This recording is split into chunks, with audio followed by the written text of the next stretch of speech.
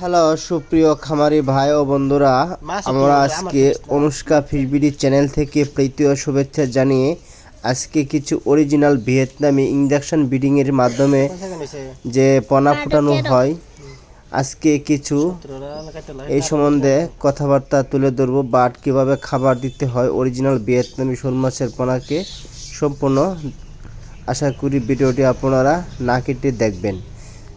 ভিডিওটি আপনারা যেখানে বসে দেখছেন না কেন, আশা করি মনোযোগ সহকারীভাবে দেখবেন। ভিডিওটি দেখার পূর্বে হয়তো আপনাদের মাছ চাষ বিষয়ে অনেকটা অভিজ্ঞতা চলে আসবে।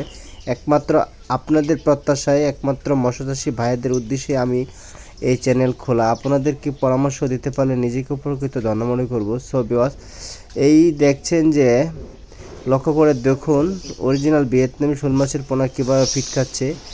আমরা এই মাছগুলি বিভিন্ন আনায় কোনায় টাঙ্কি বাট পুকুর তো আছেই, এবং যে কোনো জায়গায় আপনি ইচ্ছা করলে এই ভিয়েতনামি শোল মাছের পোনা চাষ করতে পারবেন। আপনি ইচ্ছা করলে ছাদের উপরে টাঙ্কি রেখে আপনি ভিয়েতনামি শোল মাছের পোনা চাষ করতে পারবেন। সো ভিউয়ার্স, একটি সহজ পদ্ধতি, দেখুন ভালোভাবে লক্ষ্য করে। আর অরিজিনাল ভিয়েতনামি শোল মাছের পোনা কেনার আগে অবশ্যই ভালোভাবে জাস্টিফাই করে নেবেন।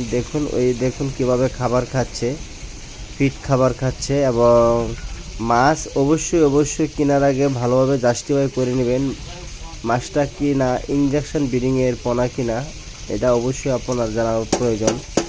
আর না হলে আপনি লস খাবেন। আর অরিজিনাল ভিয়েতনামি শোল মাছের পোনা একটু দাম বেশি নিলেও আপনি ভাববেন না যে আপনি ঠকবেন। সো ভিউয়ার্স, যে কোনো প্রোডাক্ট আপনি কিনেন দাম তার একটু বেশি হলেও আপনি জিতবেন, এই জিনিসটা সবসময় মাথায় রাখবেন। সো ভিউয়ার্স, ভিয়েতনামি শোল মাছের পোনা শীতকালীন চাষ করার উপায় হলো আপনি কুয়াশা থেকে বিরত থাকতে হবে। আর কুয়াশার থেকে যদি আপনি বিরত থাকতে পারেন তাহলে ভিয়েতনামি শোল মাছের পোনা অল্পতেই চাষ করে সফলতা অর্জন করবেন।